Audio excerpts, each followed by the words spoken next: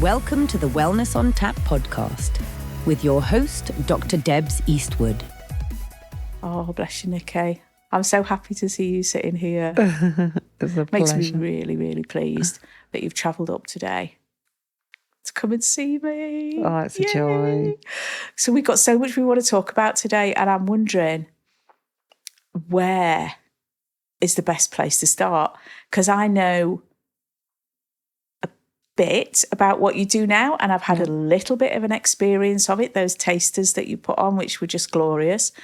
But I think what I would like to know is, have you always been the type of person that has felt empathic and spiritual and wanted to do something with that? Or was there a point in your life where you thought, actually? Yeah. I mean, it's great because it's what I've also been reflecting on. Because my parents took me to India a lot as a child, and that really stirred something in my heart because I saw quite severe levels of poverty. And I'd always think, there's an empty building or an empty land, and I think, why can't they just live there? And these are people that are, living in, I don't know what they'd call them, they're not even makeshift houses really, it's just fabric. And you'd see the kids playing in it, but really happy. Yeah. And so it was really this contrast though, that actually that they're so happy. But there was something in me that really wanted to help or do something. And, I'd see stray dogs, I'd pick them up, I'd bring them home. And in India, they're very much like, oh, you can't do that because they haven't had any jabs or anything like that. You don't know what you're picking up, really. Yeah, true, literally. So that definitely sparked my, the stirring in my heart from a very young age. But feeling emotions massively, I was... Up until the age of about 14, 15, I started to really notice how much taking on other people's emotions was impacting me, I'd have pains in my ribs. I'd have severe headaches. I even went to the GP about it several times because I just couldn't understand. And he would say it was stress, but it wasn't that I had anything particularly stressful in my life, but it was the environment. I was picking up other people's emotions and I always wanted to help. And I think it's because I embrace now that I am a divine light, and I used to find that really hard to say. And I embrace it now, and I'm very grateful to be that way. But I had jobs as telesales or whatever I did. I was always on that was in the office smiling. And I had nicknames, and people that I'd never met would be like, "Oh, Smiler, here's Smiler," and it's just. And that really taught me. And it's only recently that I've actually appreciated how much that allowed me to just sort of embrace that part of myself.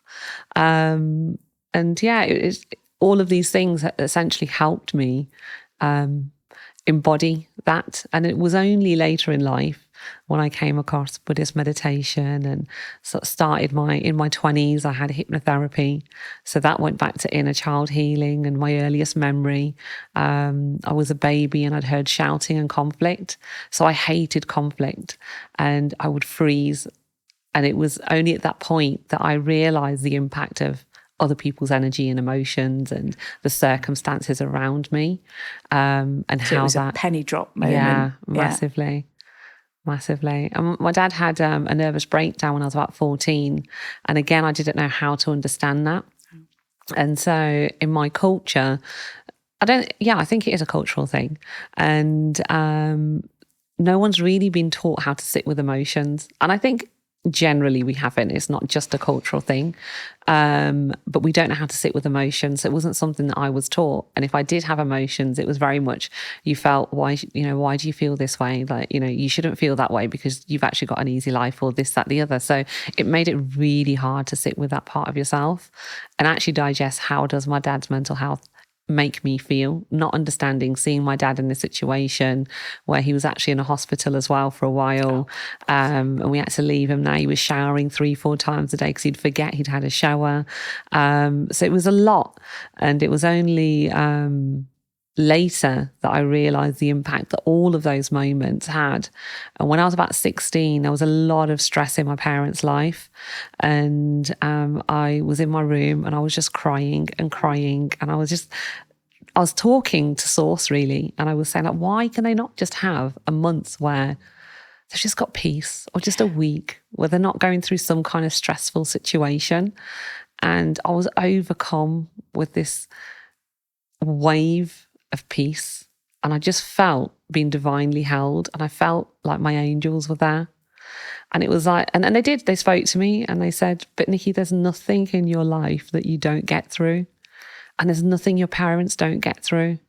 And it was almost like I wasn't asking why do they have this turmoil, but I guess I was, because they were like, there's nothing. We always send you help. We always send you guides, people that support you through.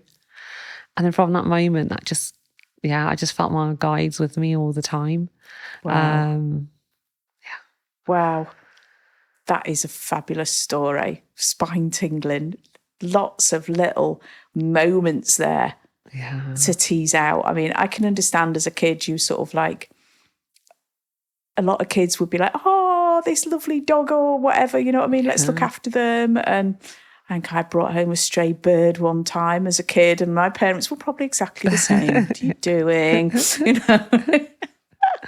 But to see that with the contrast of your life in relation to those little ones running around, living in essence tents, but still being able to find the joy in life. Yeah, it was beautiful, absolutely beautiful. And it's in those little moments where you look deeper and you see that that's where pure love resides.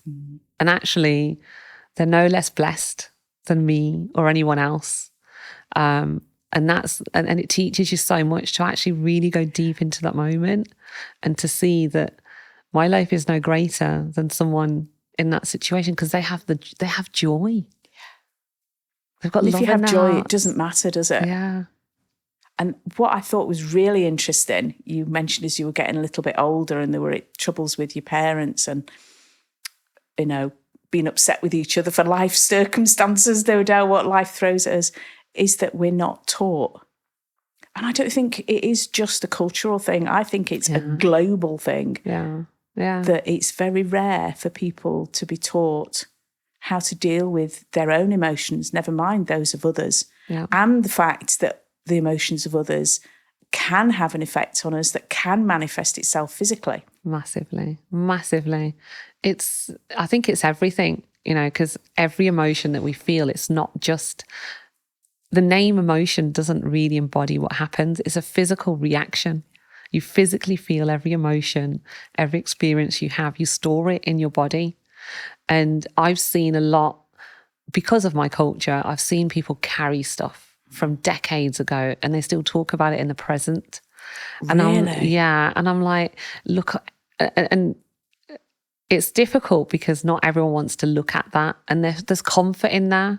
And actually culturally, you know, if I'm sharing with you my pains and my aches about my life, then you're going to get sympathy, and then someone else is going to feel the need to feel the same. And the discussion, it's like a self-fulfilling prophecy, isn't it? You attract that kind of company, but you get comfort, and that fulfills a part of you, which is great. However, you're carrying so much, and we're so full from head to toe in all this emotion and all these experiences that we're carrying, that we miss out on actually life is meant to feel blissful. We are meant to embody and embrace peace, and we stand in our own way because there's so many tools and techniques. And this is why your podcast is amazing, because you've had so many incredible people to come along to really spark that conversation, which is so important, especially now because the world has been designed to keep us so far from that truth. And we get consumed, and it's hard. It is really hard. And I've struggled as well many a time. How can I stay in a state of peace when, you know, there's children getting amputated without any pain relief and all these other severe contrasts that are happening in the world? It's very difficult. But actually, we do the work on ourselves, and it's the only way to help the earth and the world and other people.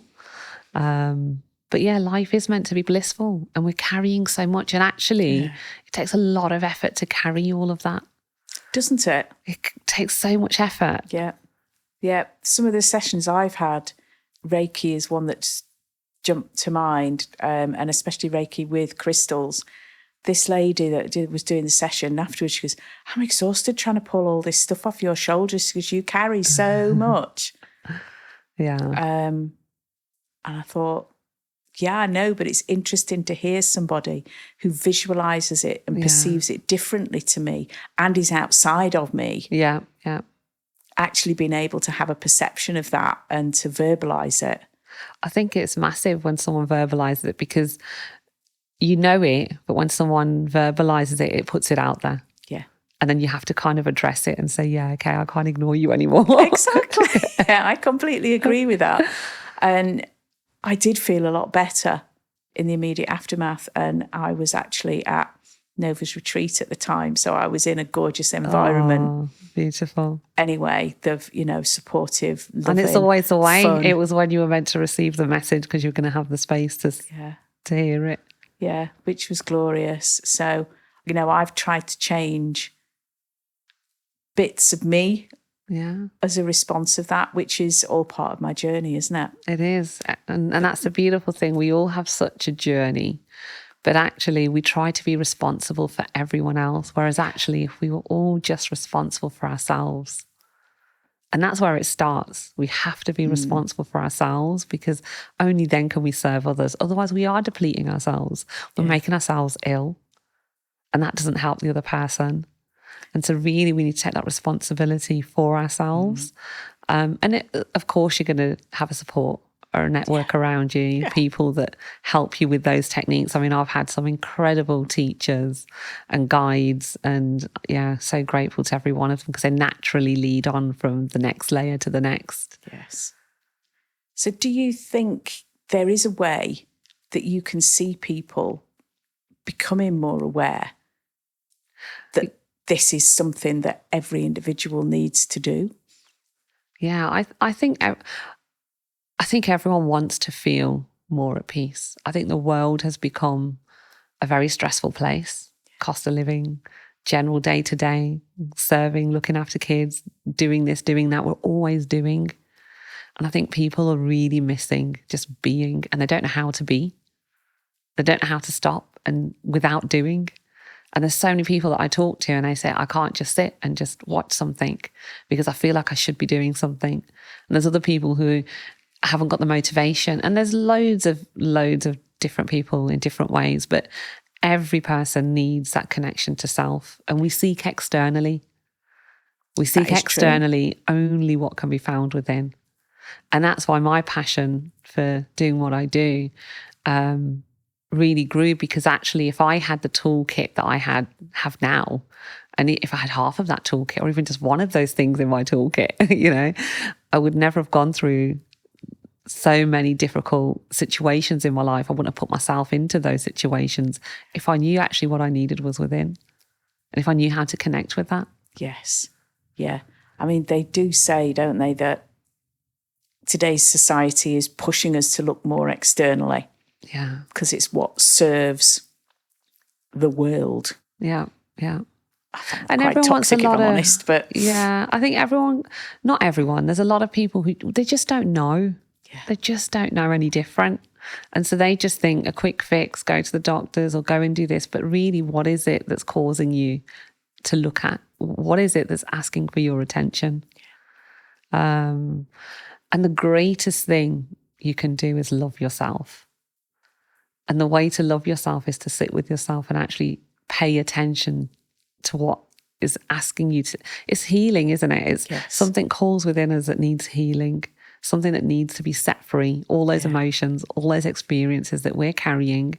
And I mean, I remember I went for a goddess healing, which is a womb healing, some people call. And it was amazing. And as it came towards the end of the session, and the lady was talking about connecting with our sacred space. And she'd asked me if I'd ever connected with sort of my womb space. And I was like, well, no, other than when I'm on my period. And it's quite bad. I've never thought about it. And it was such a moment, because she was saying to me, like we carry so much power as women in our sacred space, and ancestrally as well, and as women, and all the women before us that have given so much for us to be in this moment now. And it's honoring that and embodying that. And I was like, wow, this is amazing. I never thought of it like that. That's so beautiful. It is. And then when I was leaving, she was saying, like you've got generational power and then you've got generational trauma. And I was like, oh my God, I can barely deal with my own. I don't want any responsibility for clearing anybody else's.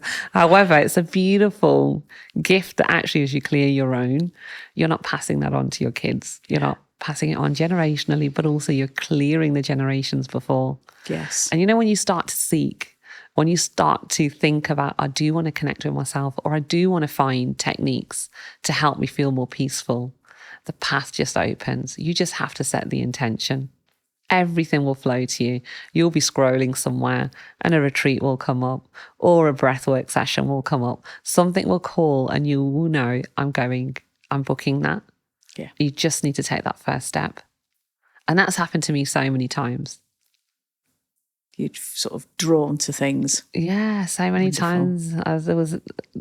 I've had a lot of situations in my life where a lot of people come to me that need holding space for them. And because of what I now understand is my human design, because I never knew about that either. And all these gifts and all these things that we learn and we continue to evolve, taught me that I am a massive empath, but also if I'm not too careful, I can become people's emotions. And I then have to rush out into nature. So I had a time about a year and a half ago, it was really stressful. And I was like to my husband, oh my God, I think I would have a breakdown. Like my brain isn't stopping. I'm exhausted. I'm constantly repeating this situation. And he was like, what is it you need? And literally on my Facebook, Buddhist retreat came up, booked it, and off I went. And 2 days in nature, being in silence, being in Sangat, being, immersed just with self, not serving anyone, not thinking of anyone, not thinking of anything. I mean, even just that, not thinking of anything. When do we just not think of anything?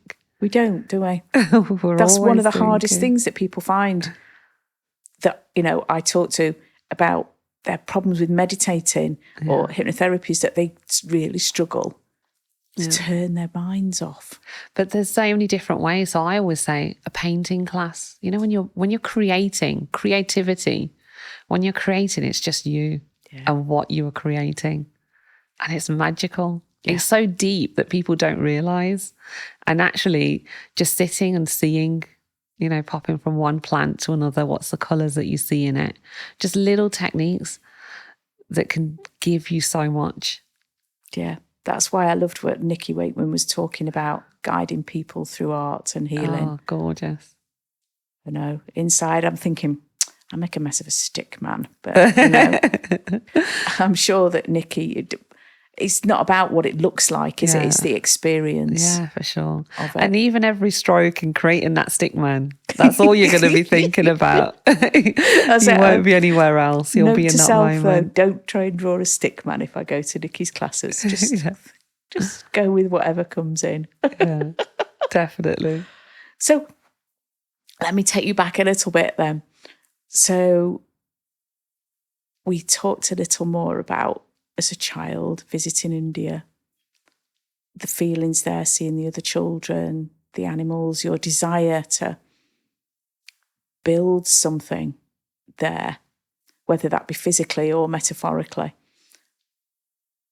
And when you were coming back home and you were then a teenager and learning to sit with your emotions and learning to deal through channeling and your guides with how emotion was affecting you, those emotions of others. What happened then? Because you're not a static individual. I can see the flow in you, that things have moved. What to us on the surface might appear nice and gently and flowingly. I'm certain there were times for you it wasn't. Yeah. What happened after that? I think it's always a journey, and still on it, as everyone is. And whatever calls for your attention, it's sitting with that. And so when I came back, I just went back to sort of college and other things, but it just seeing that level of poverty and seeing other people in situations, it gives you gratitude of a different level. You just realize how blessed you are just to have a roof over your head, just to not even worry about what you're going to have for dinner today, because you know you're going to have a meal.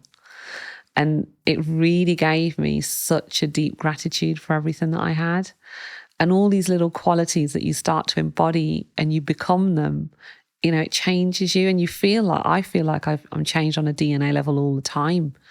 And then I came across breathwork, a Buddhist meditation, and that taught me about being present in this moment.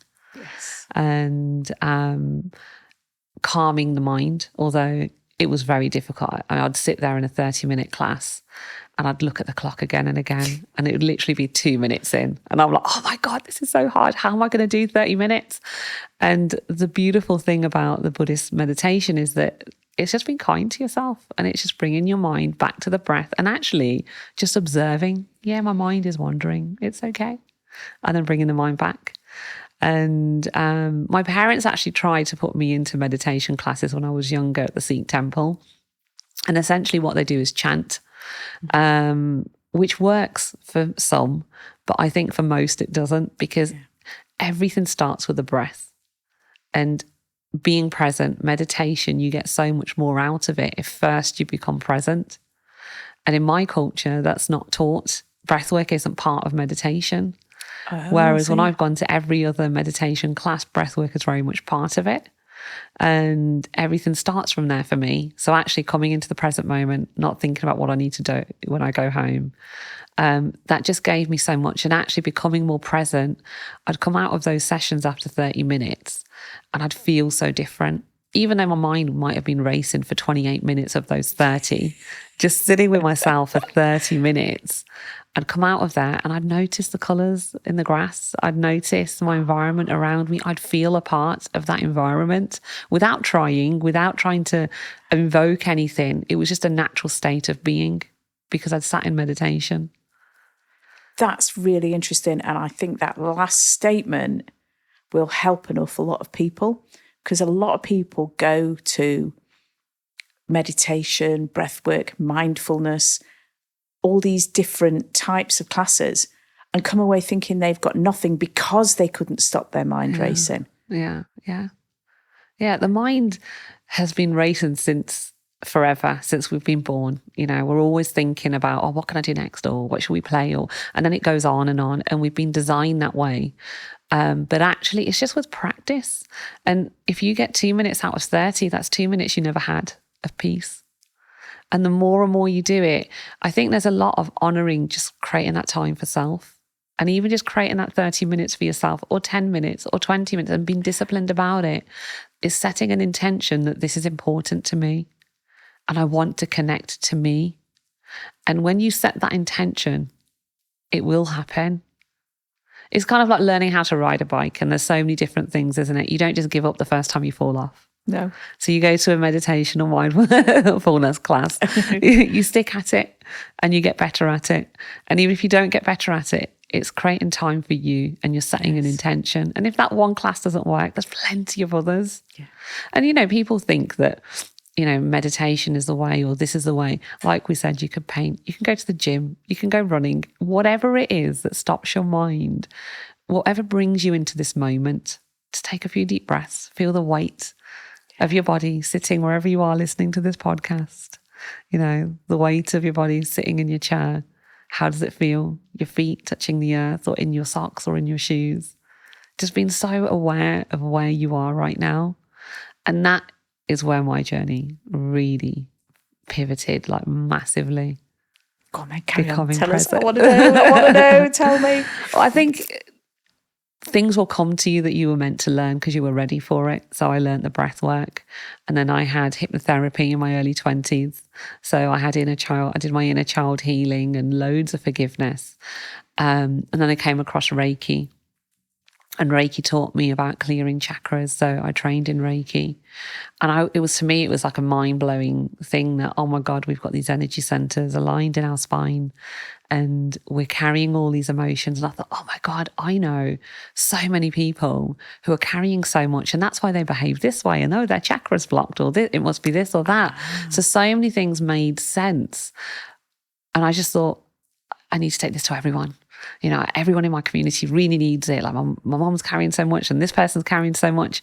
And I just wanted to go and take it to everyone. But then there's this thing about a lot of people, if they don't know what it is, and certainly now, you know, I'm talking about 15, nearly 20 years ago when I came across it, everyone knows, a lot of people know what Reiki is now and a lot of other modalities. But at the time, there was no one really that I knew of that was doing it.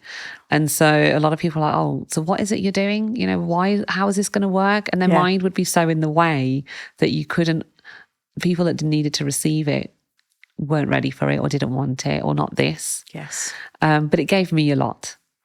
And then I came across Drew Yoga, DRU, yoga. Okay, Drew Yoga. And it's very much like Tai Chi.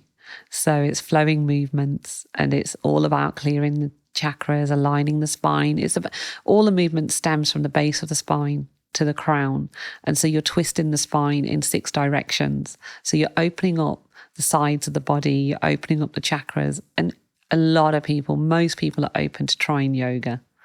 And so that's true. Without saying to somebody, oh, we're going to clear your chakras today, we're going to clear this trauma or whatever it is, you would just hold a class and you would see the transformation in people's faces from when they would come and when they would leave. You could just see them breathe and you could see this look of peace or relaxation on their face.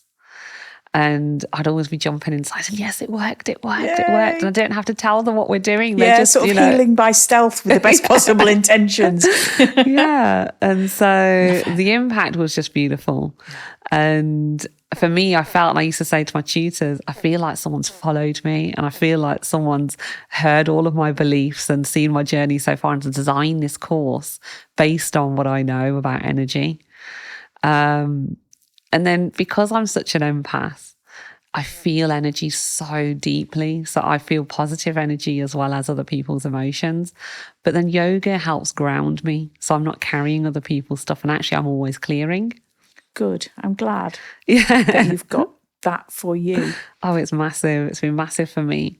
And actually, the more that I've healed and the more that I've let go of, the greater and deeper my connection is. Because when I'm teaching Drew Yoga, it's about connecting with earth energies. It's about connecting with sky. That, you know, you do the sun salutation. It's not just called the sun salutation because it's not just in the name. It's the embodiment of that energy. You are literally replenishing your mind, your body, and your soul with the light of the sun.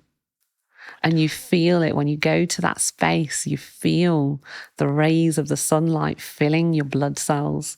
It's filling every cell in your being that you're no longer a physical being. I love it. Yeah, it blows my mind. It absolutely blows my mind. You know, the more you practice and where you can go. And you don't have to be someone who's practiced for 20 years to receive that. And I've taught with different individuals, I've worked with charities, and the outcomes there's so many moments where, I get a bit emotional. It's a real gift to feel that you're a blessing. And I feel so grateful that I've been able to help a multitude of individuals find peace. You know, it's so beautiful. You can see how much it means to you. Bless you, darling. Sorry, didn't expect that. It's just demonstrating to us your completely honest depth of passion for what you do and your desire to help others to heal themselves. Because you know how you got to the source of being able to feel your peace.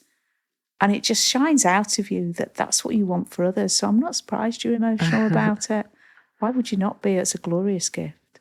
Thank you. And, you know, I sit there and in a state of bliss. And I do. I thank my angels, my guides, the universe. Like, I just thank them for giving me the opportunity, you know, to have these gifts, to embrace them.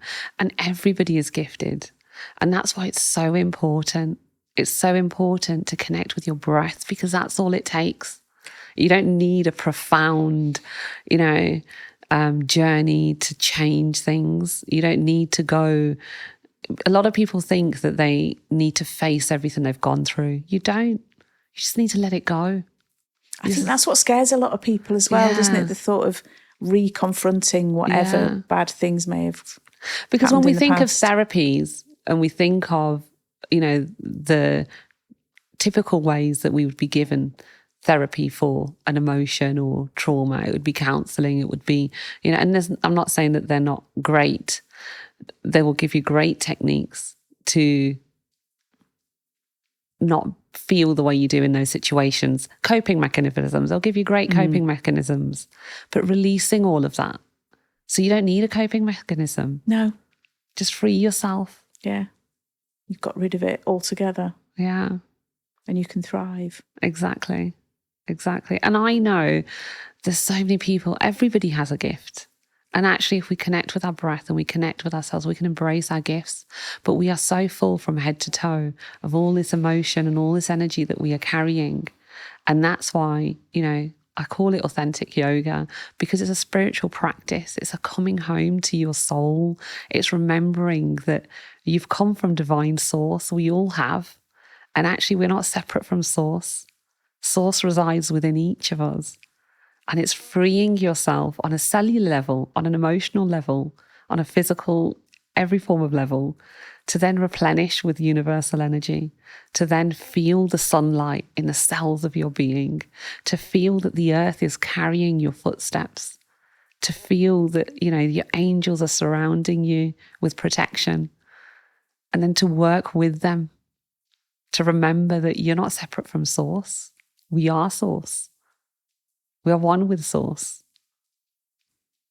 Physical embodiment. Yeah. Of it. Yeah.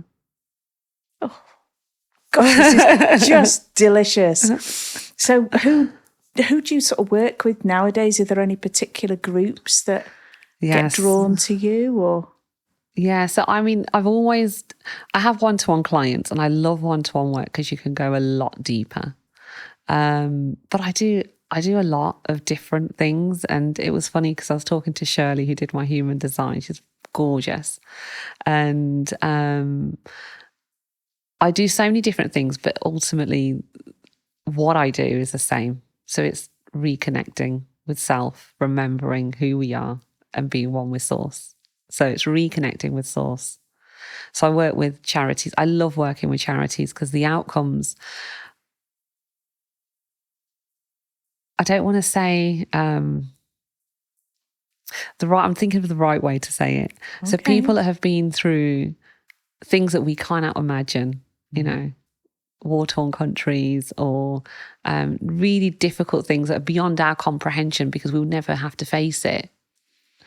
The outcomes that they receive are just so beautiful. And I love working with them because their faith is so strong. And when they come to a class, they have set an intention that they just want to find peace, and they receive it. And it blows my mind. It blows my mind because it's not me. I'm just helping facilitate something. And then what comes through is what they need and what they've set the intention for. But to see them find peace, it just blows my mind. Yeah. And that is what I love. But I work with all kinds of individuals. Some people suffer from severe anxiety, can't sleep, insomnia. Others that just want to find how to connect to themselves. So deepening their spiritual connection to self. Other people that just don't have any time for them. So I find a lot of people that come that I just thought I never have me time. And it's their time to just be with themselves. And they feel so replenished afterwards. Yeah. So it's a multitude. And I am starting a course with teens because we need to dream, Debs. We need the kids to dream again, you know? Yeah. And not just scroll. Yeah. Yeah. And And so I know that if I had this toolkit, as I was saying, if I knew that what I was seeking externally was within, I wouldn't have gone through half the stuff that I did, which is fine because it made me who I am. But really, was it necessary? Yeah. You know? So it's kind of like, actually, if kids have these tools now, and we talk about it a lot, you know, breathwork should be taught in schools. If they did just 5 minutes of it, it would change that kid's life. It would change the way they show up at school. And there's so many different things and techniques that kids need, which we all need, but actually, as adults, we're responsible of seeking it ourselves. Yes. But as parents, it's our responsibility, I feel, to help give those to our kids. I couldn't agree more. Yeah. So I'm starting a teens course in June, I think. It's already written. It's just about putting it out there, really. Oh, please let us know, because I want to shout that from the rooftops. Thank you. Thank you. Because I agree totally 100% fundamentally with the whole of my being that it's down to education. Yeah. So that we can show anybody, everybody, but especially the children, that there doesn't have to be just this one way. Yeah. You can be empowered to take control of you and be the best version of you. Yeah. Oh, yeah. Yeah, for sure. And I think it's all of that, and it's letting them know that, because it's really hard for teens now to feel relaxed or to even just be themselves. You know, there's a lot of, even when I was younger, a lot of people were talking about, you know, I don't know who I am. I don't know, you know, people used to go and trying to seek out who they are. But really, we don't need to seek anywhere. We just need to go within. We just need to connect with breath. We just need to find something that helps us either be creative or to just embrace who we are. Because actually, unfortunately now for teens and for children, they're trying to be something they're not. They were never designed to be, you know, to conform. You know, we were never designed to be conform. We're all unique. And actually allowing them to embrace their gifts and be wholesomely themselves is the greatest thing that you can give your child, and give them techniques to do that and release all of that. Because actually I carried a lot of anxiety as a kid, and I carried a lot of stress. And if I was able to physically release those, I wouldn't have had to go to the doctors with this pain in my ribs or these severe headaches and all these other different ailments which become a physical illness. Yes. And actually, if the kids know how to connect, but also to have the confidence to dream, you know, dreams are meant to come true. And I keep saying that at the moment. I've had so many different talks, and it's a thing that keeps coming up. No one told me that dreams were meant to come true, but we've forgotten. We think that dreams are unattainable. We do. And actually, if you don't dream, how will you ever achieve anything more than where you currently are? And it's the intention that you set. So we think that we're very limited in what we can create and what we can do. And the kids are actually, they're limitless in their imaginations. Yeah. And it's to get them to start dreaming and to start thinking about being creative and just being wholesomely themselves and creating a space where they're embraced for being themselves. That's just divine. We come back to that word. Yeah. We come back to it. And it's such an interesting concept. I don't know why, but Einstein's little quote popped into my head when you were saying that of, you know, why keep doing the same thing and expecting a different outcome? That's a sign of madness. Yeah. But society's kind of pushing us into that loop by quashing the dreams and attempting to get us to conform. I mean, we all need some socialization. We all need how to learn how to be able to be in this world as an independent human, but that's completely the other end of the scale from conforming, isn't it? Yeah, for sure. We're trying to fit in. We've tried to fit in for a long time. And, you know, that's not just now, but now because of social media telling you how your life should look, the pressure is humongous and you can't meet it. And so people are becoming dissatisfied, they're becoming depressed, and all these other things. It's become socially acceptable. It's normal. It's normal for kids to carry anxiety. It's normal for them to be depressed at school. But it's not normal. Sad. How sad is that? Yeah. Yeah. We should just be able to all embrace our own weirdness from the second we're born and not be made to feel awkward by being ourselves when we're growing up because we don't fit into those little boxes. And only when you become older and you think, well, hang on a minute, what was all that about? I'm just going to be me. Shouldn't have to. Yeah. And so when you get older, you've got to detangle all of that. Yeah. And fortunately, a lot of people do that, but there's still a lot of people that don't.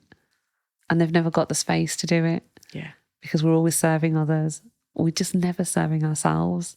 Yeah. And that's why it's so important to start that conversation as young as possible, you know, to embrace yourself, your emotions. It's okay to feel.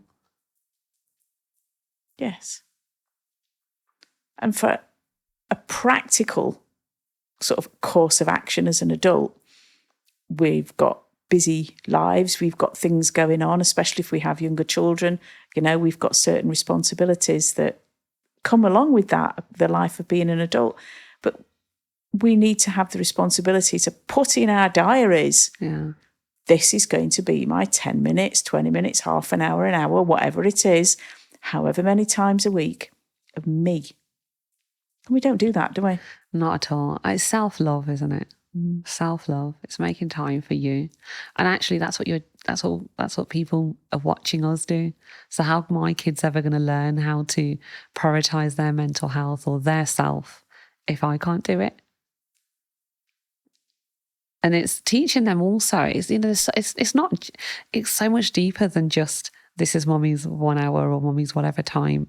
You know, it's the fact that, you know, we are doing, like, there's the element of mommy's looking after herself and filling her cup.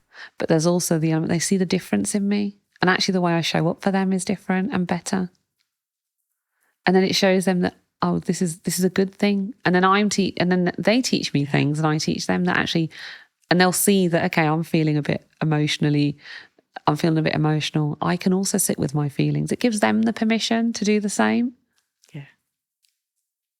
And we can't fill from an empty cup, which we've all seen. And unfortunately, most people's cups are empty. And like you say, a lot of people will say, well, how can I fill my cup? How much time do we spend scrolling? How much time do we spend watching things that don't fulfill us in any way? And don't get me wrong, I also love those parts of my life. It's not that I don't do any of that. But what's your priority? Yeah. We have to be responsible for looking after us. And if you don't, then you just end up living the same. But then you don't. The whole reason why you're working so hard is because you want your kids to have more opportunities than you ever had. But really, it starts with you. Yes. You know, if you can fill your cup and give from a full cup or half a cup, it's better than being completely depleted, and your kids are going to learn those values as well. Absolutely. It's not necessarily about providing them with a better education, a bigger house, a better job that comes from going to university, etc. Yes, they're important things if that's what gives the person fulfillment. But if they've not got their own inner self sorted, as I know from personal experience, it's empty. Yeah. Yeah, it is. And I think the greatest thing I can give my kids is to find peace. You know, even when you have got things going wrong, because it does happen and I'm thrown off course sometimes, I still know I'm divinely held. How many people go through that you never think that you will ever get over, but you do because you have no choice. Time has to keep moving. You have to still keep moving. And before you realize it, the hardest situation in your life, the most difficult time, you're already through it and you've grown from it. And actually you're in a better place and you see all the lessons, you know, years down the line or months down the line. But actually knowing that from the off, that look at everything I have already gone through. I'm going to get through this too. Having that faith in yourself and knowing that you're divinely held, just embracing that. It's massive. And then helping your kids embrace that. Like my kids talk to their angels, they connect with earth. And I'm sure there's a lot of things I haven't taught them that they will learn themselves. But I'm really, really blessed and really lucky that they're not starting where I was. Absolutely. And I don't have to go through more turmoil to find what I had to find. And that is what we really should be passing on, isn't it? Yeah. Not the ability to work hard and go and get a good job. Yeah. Because that's external. Yeah. And it's bizarre. When you create the time in your schedule to do the things that light you up and bring you joy, you feel like you have more time because everything else still gets done. Yeah, that's true. But with a smile on your face. Yeah. Yeah. And that was quite an achievement when you said you were smiling through a telesales job. Yeah. Yeah. Yeah, I take my hat off to you there. There's always a smile. Yeah. And I feel better when I smile, and then all the people around me as well. It's just light, and we are all light, and we've just forgotten. And the more you embrace your true self, the greater you feel. Yeah. And then the greater you feel, you get more lessons and you get more light and you shine brighter and brighter, because the more you release, you just become greater than your physical being, and you connect to yourself on a soul level, and you have this expansion. And now, like, I'm so grateful to be where I am, and in absolutely no hurry to go anywhere else or be anything else. Yeah. But it blows my mind that what I feel now, like when I practice yoga, I'm no longer in my physical being. I'm in some like other realm, like in a spiritual space. And then I think to myself, wow, in 5 years' time, like I cannot imagine, I can't understand where I am already right now, because a year ago I wasn't here. Oh, okay. That's interesting. Yeah. And actually, I think to myself, in a year's time, I don't know how I'm going to feel and where I'm going to be. And it's just so beautiful. Yeah. Because when you go on that journey of just flowing with whatever comes, sitting with whatever rises, loving yourself, connecting with breath, being present, being grateful, it's just beautiful. Do you think some people struggle with the term loving themselves if they've had a really difficult childhood experiences and they've not got rid of that? Yeah, massively. I think people who've been through difficulties, but even in general, I about 5 years ago, I did a talk on someone's International Women's Day, and I asked people to tell me 3 things that they loved about themselves. Not one person in the room could tell me. That's really sad. It's so sad. And these are the conversations that we should be having with our kids and with ourselves. What do I love about me? Because if we don't love ourselves, or we don't know why we love ourselves, how will you ever be worthy of your dreams? How will you ever step up and take the steps that you need to, 1, protect you, 2, to just sit and love yourself wholesomely? Yeah. And that's what I mean when I say we find internally what we're seeking. Because it's really interesting recently, I don't know if you want me to share it. I'll leave it, actually. Okay, that's fine. Yeah. I was just going to say, those things can be really small things, can't they, as well? Like, I love about me the fact that I smile a lot. It doesn't have to be something really, I am this being that gives profoundly. It doesn't have to be something big like that, does it? Tiny little things. Yeah, any little thing. Just loving yourself and acknowledging yourself in a kind way. But we are our worst own critics. We'll look in the mirror, oh, do I not look nice in this, or do I not, we put ourselves down so much. And actually, if we can love ourselves just for being the way we are, we don't have to be anything else. Yeah. We get to be us. So many people will be looking at you saying, I wish I was like her. And just loving yourself for being who you are, it's humongous. Yeah. It's so big. And sitting with yourself, because actually every person in our lives, we could sit there and say, oh, I love this about that person. I love this about that person. But we find it so hard to say that about ourselves. And it shouldn't be the way. And this is things, because it's not normal conversation. And actually, these are the conversations we should be having with our friends or with our kids. What is it you love about yourself? Oh, this is what I love about me. So they know that actually it's really good to love yourself. And it instills those qualities in you. I love that I'm kind, or I did this kind thing. And, we see posts all the time about talking to kids about, what was in bringing in gratitude, what was the best part of your day, or what was a kind thing you did today. Yeah. But actually, are we having those conversations? We read a post and we move on from it. But actually instilling those into normal conversations, it changes. These little things can change everything. Yeah. And I think that's it, isn't it? For people that are not familiar with anything like this, start small. Yeah. You don't have to take, the step from here to the moon. You can literally just put one foot in front of the other. Yeah. With those thoughts and those practices. Yeah. I think also all of that is really great. But, just sitting with yourself and saying, actually, do you know what? Life has been tiring. Acknowledging it. You don't have to just carry it. And actually, if you are tired and you are stressed and you are feeling X, Y, Z, don't judge why you're feeling it. Just say, do you know what? Yeah, this is how I feel. Yeah. What can I do that might help me feel a little better? Should I have a Epsom bath? Or should I, what is it I could do for me? When was the last time I did something for me? Yeah. It doesn't have to be a massive, profound act. And actually, the hardest thing, I think, is you can go and be the most saintful person, up in the hills somewhere on your own. It's actually keeping those skills and living a normal day-to-day life and instilling that in your day-to-day. Yeah. Even just when you're sat having your cup of tea, you can find everything is so accessible now. You can do a 5-minute meditation on YouTube. Yes. Feel the warmth of your cup in your hands. As you're taking a sip, notice where does the warmth of that tea go slowly down the throat and into the stomach. Connect with that sip. That there can just be, it doesn't have to be anything massive. No, and that's making it every day. Yeah. That's so important. Yeah.